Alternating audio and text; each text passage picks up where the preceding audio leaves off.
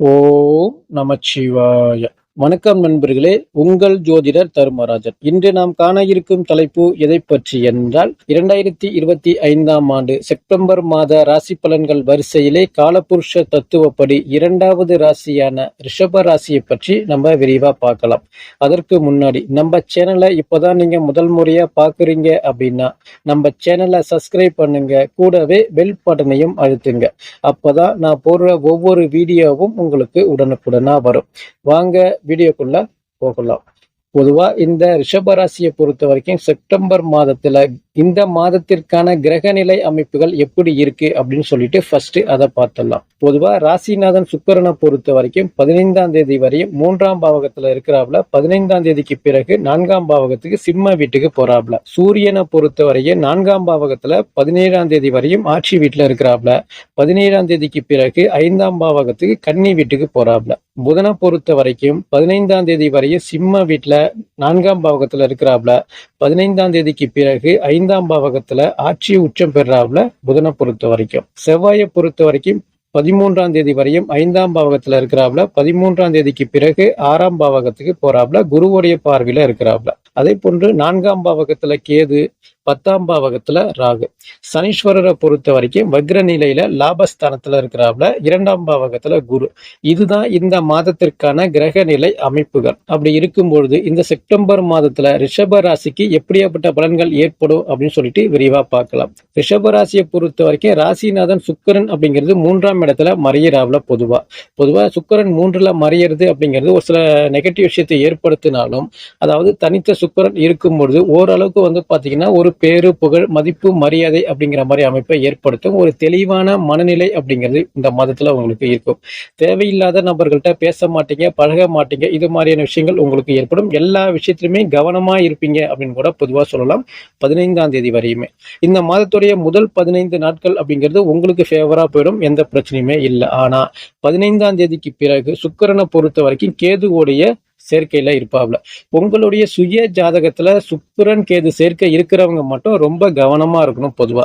ஏன்னா இந்த 15ஆம் தேதிக்கு பிறகு சுக்கிரன் கேது சேர்க்கை இருக்கிறதால கணவன் மனைவிக்குள்ள ஒற்றுமை அப்படிங்கிறது கொஞ்சம் சீர்குலையக்கூடிய நிலை ஏற்படும். அது கணவன் மனைவியா இருந்தாலும் சரி, இல்ல காதலன் காதலியா இருந்தாலும் சரி, இவங்களுக்குள்ள ஒரு சில முரண்பாடான விஷயங்கள் ஏற்படுறதுக்கு வாய்ப்புகள் உருவாகும். அதாவது ஆண்களா இருந்தா பெண்கள்கிட்ட கவனமா இருங்க, பெண்களா இருந்தா ஆண்கள்கிட்ட கவனமா இருங்க. இந்த சுக்கிரன் கேது சேர்க்கையில இருக்கிறதால ஆன்மீக பற்று உங்களுக்கு அதிகமா ஏற்படும். கோவில் குளங்கள் அதிகமா செல்லக்கூடிய நிலை ஏற்படும். வீண் விரைய செலவு உங்களுக்கு ஏற்படும். ஆடம்பர செலவு, அத்தியாவசிய செலவு, இது மாதிரியான செலவுகள் அதிகமா ஏற்படக்கூடிய நிலை அப்படிங்கிறது ஏற்படும். நீங்க ஆசைப்பட்டது ஒண்ணு, ஆனா அங்க நடக்கிறது வேற ஒண்ணா இருக்கும்.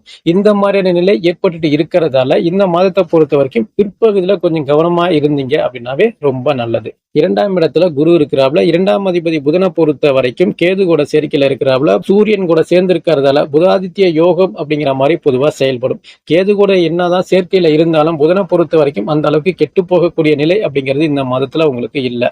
நல்ல வருமானங்கள் அப்படிங்கிறது ஏற்படும். குடும்ப வாழ்க்கை அப்படிங்கிறது சிறப்பா செல்லக்கூடிய நிலை ஏற்படும். உங்க பேச்சுக்கு ஒரு மதிப்பு, மரியாதை, பேரு, புகழ், அந்தஸ்து உயரக்கூடிய நிலை உங்களுக்கு சிறப்பான முறையில இருக்கும்.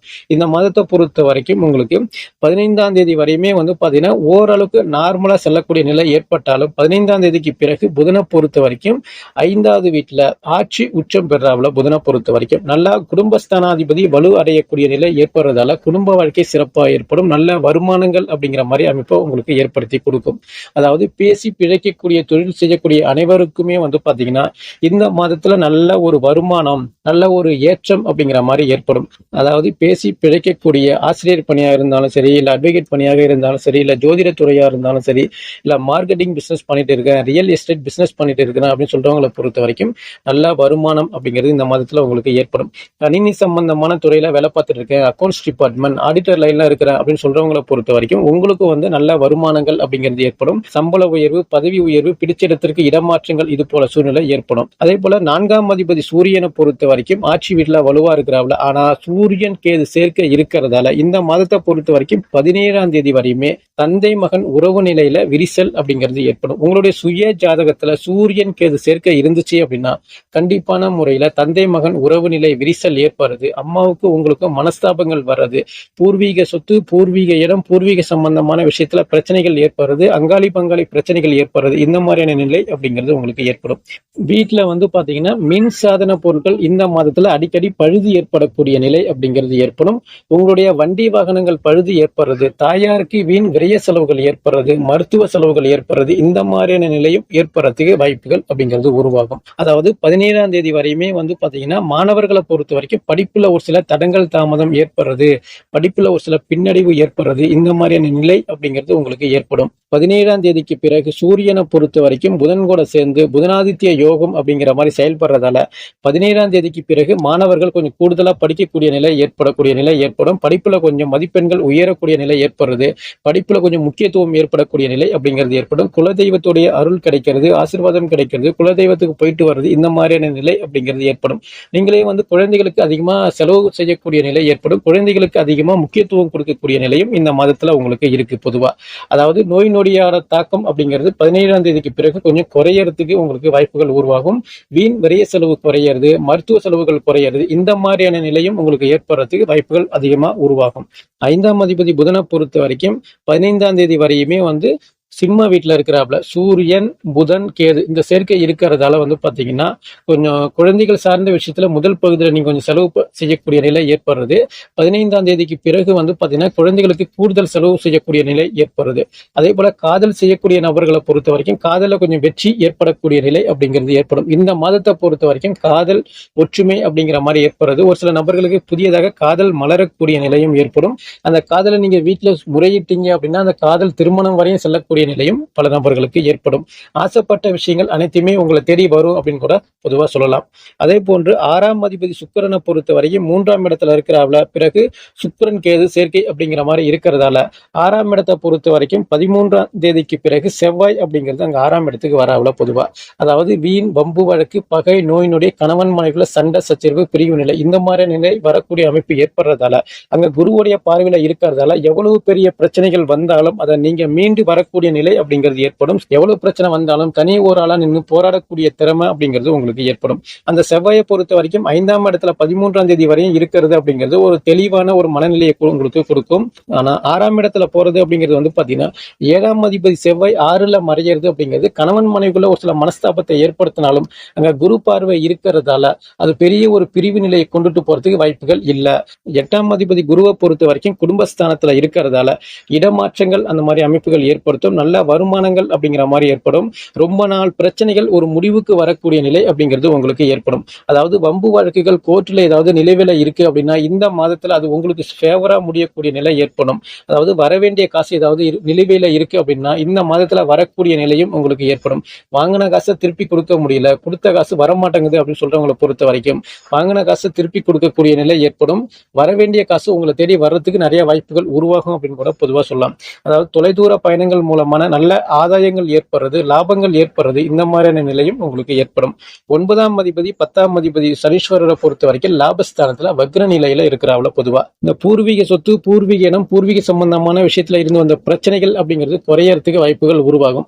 அங்க சூரியன் கேது சேர்க்கை அப்படிங்கிறது ஒரு சில பிரச்சனைகளை ஏற்படுத்திட்டு இருந்தாலும் இந்த ஒரு மாத காலகட்டத்தை பொறுத்த வரைக்கும் நீங்க அமைதியான முறையில நீங்க கடந்து சென்றுட்டீங்க அப்படின்னாவே அந்த பிரச்சனைகள் அப்படிங்கிறது முழுவதுமா உங்களை விட்டு விலகி செல்லக்கூடிய நிலை ஏற்படும். பொதுவா அந்த சனீஸ்வரர் வக்ர நிலையில இருக்கிறதால இது வரைக்கும் நடக்காத விஷயங்கள் அப்படிங்கிறது இந்த வக்ர காலகட்டத்தில் உங்களுக்கு ஃபேவரா முடியக்கூடிய நிலை உங்களுக்கு ஏற்படும். அந்த சனியோட பார்வை ராசி மேல படுவதால அதாவது கொஞ்சம் சோம்பேறித்தனங்கள் அதிகமா ஏற்படும். லாப சனி அப்படிங்கிறதால லாப நோக்கோடு நீங்க செயல்படக்கூடிய நிலை ஏற்படும். பக்கத்துல நீங்க வேலை தேடுறதை விட கொஞ்சம் தொலைதூரமா வேலைக்கு போனீங்க அப்படின்னா நல்ல லாபங்கள் ஏற்படும். வேலை இல்லாத நபர்களுக்கு நல்ல வேலை கிடைக்கிறது.